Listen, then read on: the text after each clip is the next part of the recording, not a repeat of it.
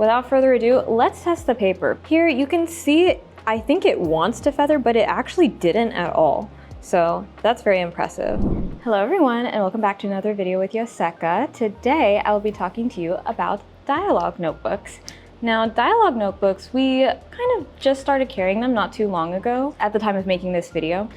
But I first saw these when I was actually away on a trip in Japan. We got these notebooks in and I was like, ooh, those little notebooks are intriguing, because if you've seen any planner videos or planner update videos with Yoseka that I've been in, you might know that I use this small notebook as like a running to-do list planner. And I have finally gotten to the end of it. I'm on the last page. I just started this last page in this notebook and I'm very sad about it because I love the like compact little size that it comes in. This is a Hobonichi memo pad in the A6 size, but this was an old memo pad that I had, so it had the old paper. And so I was thinking, like, when I ran out of paper for this notebook, I was like, I don't know what I'm gonna do. So when I saw the Dialog Notebook come in, I was like, ooh, this little notebook could possibly be my replacement for my old to-do list. So that is why I will be making this video. I think it's a good time for me to explain a little bit about this notebook, its history, and some interesting things about it, and do a little bit of a paper test, like how I usually do with other planners. So there will also be a video for that somewhere. Links somewhere for all these videos that I'm mentioning will be up here or in the description. But without further ado, let's get started. So first off, about Dialog Notebook, just a little bit about the history. Dialog Notebook was created by Takuya Takahashi in 2018. He's the head of Everyday Stationery, which is a stationery like web media outlet that literally just talks about stationery, all things stationery. So he wanted to find the perfect notebook. He felt like it hadn't existed yet for himself, so he was like, I'm just gonna make it. And he came up with the Dialog Notebook, and that's why it has all of these very specific features that you might not find in other notebooks, or you might find one feature in one notebook, another feature from another notebook. This one, he's kind of combined all the best things that he felt would make the perfect notebook. And something that's special about this notebook is it's printed by Yamato Printing, which is a very well-known publishing printing press. They've printed many things for a very, very long time.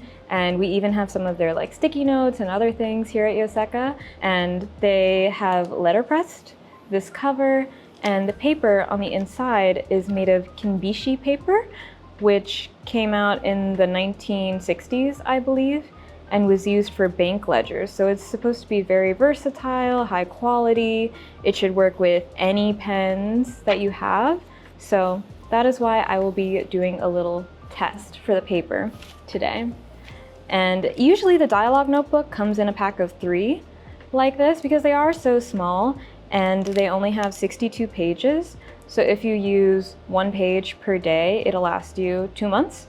Or if you use 2 pages per day, it'll only last you 1 month. So a whole booklet like this can at least get you through either a quarter or half the year, which is very nice. It's like good thinking, I think, to get a pack of 3.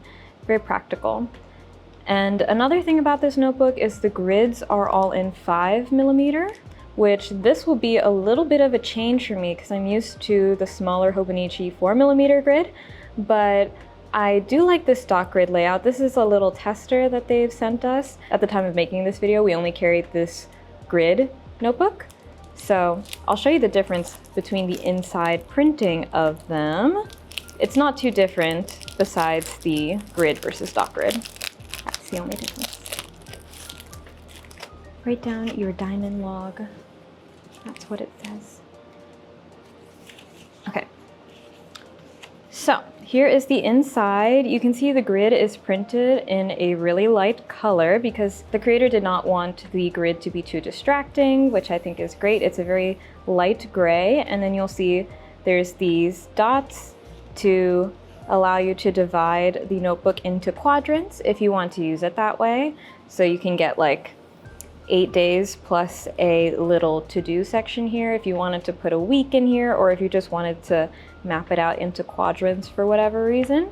You can do that really easily. You can see there's numbers here, and the numbers are at the bottom and also on the side so that you can use the notebook horizontally if you want to, and then number will still be at the bottom, which I really appreciate because my notebook that I use, I actually do use horizontally like this so that when I flip the page, my list can kind of keep just running down. Except with the Hobonichi notebook, I didn't even get to do that because I never wanted to write on this side of the page because the paper's so thin. This paper, the Kinbishi paper, is a little bit thicker. It's still very lightweight though. The whole notebook only weighs 38 grams, so it's really the type of notebook that's meant to be like kept in your pocket, kind of thrown in your bag, like get a little bit beat up, but it's supposed to be used every single day, like a little pocket notebook. So that is the insides. It's staple bound, as you can see, and the letterpress cover has this little, not analog clock symbol, it's a digital, like old digital clock symbol, so you can color in whatever edition you're on, so like 01 or 02. I really like this, so you can like keep adding and compiling and adding editions of notebooks to your collection. So I really like that this notebook is meant to be just like used every day. It's nothing too precious. It's like perfect for my purposes. So I hope by showing you this notebook, maybe you can also find the perfect notebook for yourself, just like Takuya Takahashi wanted. So without further ado, let's test the paper, because I know everyone always wants me to test the paper and I sometimes forget to do that. So this time I will not forget. I'll do it. So if you've watched my other paper testing videos, I do a lot, but I do have to leave out some criteria because I can't go through everything all the time. I just want to go through the things that are most relevant for as many people as possible, the most amount of people. Okay, so if we look here, this is my criteria. We've got Manyo Fuji to test the shading qualities, Shadow Snow for the sheening qualities, a diamine scented ink to test the feathering of the paper, an Iroshizuku ink to see how it handles wet ink. We got ballpoint gel, a thin fountain pen tip if you just like writing in a standard black ink. We've got water-based marker, highlighter, and this time I added a paint pen, a paint marker, because we got some requests for that. This is the Tomoe River paper, and on here, the paint marker actually holds up pretty well, doesn't bleed through, but you can see these other ones are bleeding through a little bit. This is the 2025 spring edition. So that's what we have here. And then I have an oil-based stamp to finish it off. And I let this dry for a minute before, doing a little smudge test. But obviously, if you have a stamp at home, you're gonna wanna use blotter paper. If you're closing your notebook, try not to smudge it like this. But for the sake of this test, it is here. So I'm going to do a little time lapse and recreate that in the back of this notebook here. And I'll come back when I'm done so we can take a look at it. I'm only gonna compare it to Tomoe River just for the sake of this video. But if you wanna check out all the other planners that I tested and those papers, there's like Kukuyo Thin, there's the Mio paper, there's so many different papers in that video. It'll be linked somewhere, either in the description or in a corner up here. So you can go check those out when I get to the comparing stage, but I'm gonna go do my stuff and I'll be right back.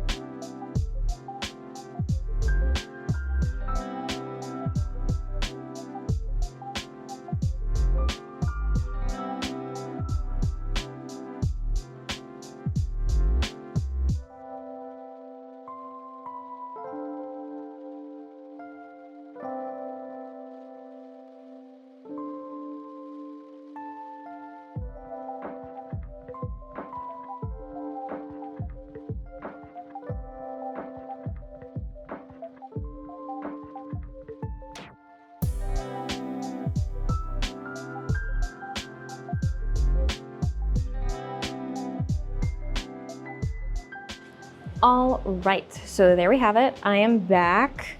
This is the testing that has concluded. We can see that there is shading getting shown off here, which is great. I love to see it. But I do think that Tomoe River here really takes the cake for showing how many colors it can bring out of an ink. The green is getting a little lost in there. I don't know if you can really see, but let me bring you in a little closer. So not sure how well you can see that, but you can see there's a little bit more green, blues, and brighter pinks coming out of the Tomoe River paper, whereas the Kinbishi paper, even though it shows the darkening and some of the more pink color here, we don't really see any of that green or blue in there. And then as for sheening, the sheening does show up here. I do think the sheening is stronger on the Tomoe River, but that could be affected by how much ink I put down on the paper. The actual like shininess of the sheen definitely shows up, so that's great. Feathering, I mean, this is honestly to be expected with a lot of papers. This feathering does tend to happen. And then the wet ink here, we saw in Tomoe River paper, it does feather just slightly. Here you can see, I think it wants to feather, but it actually didn't at all. So that's very impressive. I like that this wet ink did not feather at all on the Kinbishi paper. And now to check for all of these, the bleed through. So bleed through is how much on the back side of the paper the ink actually saturates fully through the paper and goes to the other side. So you can see here on pretty much all these larger swatches, there's at least a tiny bit of bleed through that we see. And you can also kind of see it down here on the oil-based stamp, like just some little flecks of bleed through. For the Kinbishi paper, let's see. Okay, very nice. Okay, so for these large swatches, I don't see it at all. The diamine one is bleeding through quite a lot, which this property of the ink, it's scented, and it tends to make it saturate the fibers of the paper quite a lot. So this, honestly, I'm not too surprised about it, but the rest of these look really good. There's no bleed through. The stamp ink is like very, very, very slight, but I'd say it's honestly less than the Tomoe River. Yeah, it's definitely less down here, if you can see that. So very nice for the bleed through test for this. And then for how much it goes or shows through the back of the page, it's definitely a lot less. The paper is slightly thicker. They don't list the specific GSM of this, but it feels thicker than the 52 GSM Tomoe River. So that's to be expected as well. A little less ghosting when the paper is thicker. So yeah, this looks really good across the board for the Kinbishi paper. Let's look at the rest of our testing. Okay, so here we go, the rest of this ballpoint. It felt really smooth writing with all of these. It was really good. They seemed to dry pretty quickly. I never do like a really definitive dry time test because it just adds a lot to the testing that I do already, but it felt like these dried down pretty well and pretty quickly. And although these are all pretty, like, kind of on the finer side, they're pretty standard 0.5 size. And then the fine nib, this was actually a Sailor Hokuro nib in fine, so it's a pretty fine nib. So those dried pretty quickly. They show up nicely. This is a brush marker. It looks pretty standard, honestly. The paint marker shows up great. The oil stamp did smudge a little bit. This paper does feel pretty smooth, but not super coated, so I was a little bit surprised that the oil stamp smudged, but it smudged less than on the Tomoe River paper, so that I do appreciate. This notebook, what I'm seeing here, seems great for my purposes. I'm very excited to use this. Okay, so that concludes the ink testing for the Kinbishi paper in the Dialog Notebook. I'm very excited with what I'm seeing for this paper. I haven't seen this paper before. I wonder if it's used in anything else. I just had this thought. This thought just occurred to me. I'll probably look it up after this video and let you know if I find anything. But I like what I'm seeing here. So yeah, very nice ink test. So last but not least, if you do want to stick around on this video a little bit longer, I will set this Dialog Notebook up into my own notebook. I have the Love and Trip passport size. I just want to see how this compares to the passport size like cover. This is my first time having a passport size notebook, so I just want to see how the A6 size compares to a passport insert. And if it's not good, I won't use it in the passport. I'll reuse my little Hobonichi photo album cover, but I just kind of want to see how the sizing compares. So let's open this up. I guess this is also now a Love and Trip notebook unboxing. You can see the red for yourself. We will be getting one more restock order of this. We're just not sure when, but we will obviously let you know as soon as we know. But here's the red. I love how it looks already. That looks great. What a nice burgundy. Oh, I'm so happy. Okay, so this is obviously a little too big, but that's fine. No need for me to use it for this notebook. I'll probably keep on keeping on with this, but it's very close. I never realized how close in size the A6 is to the total passport cover. It's like really only a couple millimeters off. Because the insert itself is way smaller. So the refill for the passport is much smaller so that it fits inside nicely, but that's okay. I won't use it. Not this time. It's all good. I'll keep using it in this notebook. So let's just swap that out real quick. They are almost the same size. The Dialog Notebook is a tad bit thinner. It's just a tad bit slimmer than A6. How interesting. You know, I kind of appreciate that because it means that this will not stick out at all when I put it inside this A6 cover. Wow, now that's really nice. I think the design of this notebook is so thoughtful. I'm really excited to use this. I think this will be a great replacement notebook for me. Wow, I can't wait. Dialog Notebook also carries some other styles of the Dialog Notebook. So they also have a clear cover, but we don't carry any of those versions yet. This Dialog Notebook is still kind of new to us, but if you're curious about them and you want to try them yourself, let us know and we will reach out to Dialog Notebook and see if we can carry those as well. So feel free to leave a comment below. Let me know what you think of your first impressions of the Dialog Notebook, and who knows, maybe you'll see this Dialog Notebook make an appearance at my end of the year planner update. We'll see. But thank you so much for watching. I hope you enjoyed this video and I will see you in the next one. Bye!